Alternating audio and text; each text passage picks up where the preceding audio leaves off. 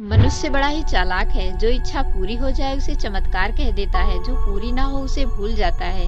यदि हर अच्छी घटना चमत्कार है तो हर बुरी घटना भी उसी पैमाने पर क्यों नहीं देखी जाती। जब हम केवल अपनी मान्यता के अनुकूल घटनाएं याद रखते हैं तब वहीं से अंधविश्वास शुरू होता है। जिस पार्टी ने राम मंदिर बनवाया, जय श्री राम का नारा लगाते रहे, अंत में वही पार्टी रामनगरी अयोध्या से हार जाती है। ये हार उस पार्टी के लिए काफी दुख की और अपमान की बात थी। इस घटना के समय किसी को चमत्कार याद नहीं आया। क्या श्री राम चाहते थे कि मेरे ही स्थान से वो पार्टी हार जाए जिसने पूरे देश को राममय किया? यदि नहीं चाहते थे तो फिर रोका क्यों नहीं? ये पार्टी राम की नगरी से हारी, इसका दोषी आपने वहाँ की जनता को माना। यदि उस समय ये पार्टी राम की नगरी से जीत जाती तो इसका कारण भी वहाँ की जनता ही होती। पर हम हमेशा अच्छी घटनाओं को चमत्कार की दृष्टि से देखते हैं और बुरी घटनाओं को नजरअंदाज कर देते हैं, उसे पल भर में भूल जाते हैं। हम अपने विवेक का प्रयोग ही नहीं करना चाहते, मान्यता में जीते हैं। राम मंदिर में चोरी एक रात में तो हुई नहीं। चोरी करने वाले काफी समय से मंदिर का धन चुराते रहे, अपनी सारी सुख सुविधाएं व्यवस्थाएं कर ली उस धन से। क्या श्री राम देख नहीं रहे थे ऐसा होते हुए? यदि देख रहे थे तो रोक क्यों नहीं पाए? इसका उत्तर छिपा है गीता में, जिसमें श्री कृष्ण इसका जवाब देते हैं। प्राकृते क्रियमाणानि गुणे कर्माणि सर्वसा, यानी इस पूरे संसार में सभी कर्म प्रकृति के गुणों द्वारा ही होते हैं, कोई बाहरी चमत्कार नहीं होता। अब समझते हैं कि प्रकृति के गुणों द्वारा कर्म कैसे होता है। वेदांत के अनुसार प्रकृति के 3 गुण हैं। पहला है सत्व यानी ज्ञान, शांति, विवेक। दूसरा है रजस यानी इच्छा, महत्वाकांक्षा, क्रिया। और तीसरा है तमस यानी आलस्य, मोह, अज्ञान। ये जो प्रकृति के 3 गुण हैं, यही हमारे मन, बुद्धि, इंद्रियों और शरीर को चलाते हैं। जैसे प्यास लगती है, शरीर पानी ढूंढता है। क्रोध आता है, व्यक्ति लड़ने लगता है।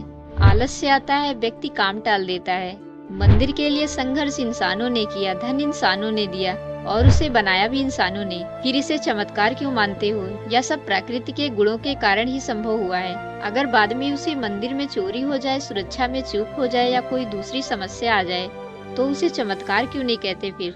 क्या सिर्फ अच्छी घटनाओं को ही चमत्कार मानना सही है? वेदांत कहता है कि यह संसार कारण और परिणाम के नियम से चलता है। यहाँ जो कुछ भी होता है वह प्रकृति, कर्म और मनुष्य के प्रयासों से होता है, न कि चमत्कार से।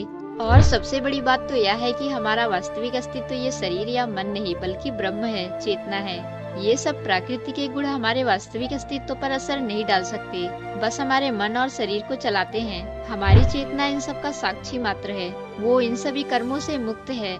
यानी आप पहले से ही मुक्त हो, बस स्वयं को पहचान नहीं रहे। जिस दिन पहचान लोगे उस दिन मुक्त हो। खुद को शरीर और मन माने बैठे हो, इसलिए आपके भीतर बहुत सारी इच्छाओं की एक पूरी लंबी लिस्ट होती है, जिसे लेकर आप जीवन भर मंदिरों में भटकते रहते हो कि भगवान ये भी कर दो, वो भी कर दो। भीड़ इतनी होती है कि कभी कभी लगता है जैसे सरकारी योजना का फॉर्म भरा जा रहा है। ब्रह्म भीतर है और भाग रहे हो बाहर। खोजना है तो अपने भीतर खोजो। राम का संदेश यह नहीं है कि वे हमारे सभी काम चमत्कार से कर देंगे, बल्कि यह है कि हम उनके आदर्शों को अपने जीवन में उतारें। यही श्री राम की सच्ची पूजा है। लेकिन दुख की बात तो यह है कि आपको राम को समझना नहीं है, उनके जैसा बनना नहीं है, उनसे कुछ सीखना और जीवन में उसे उतारना नहीं है, बस उनसे अपनी इच्छाएं पूरी करवाना है।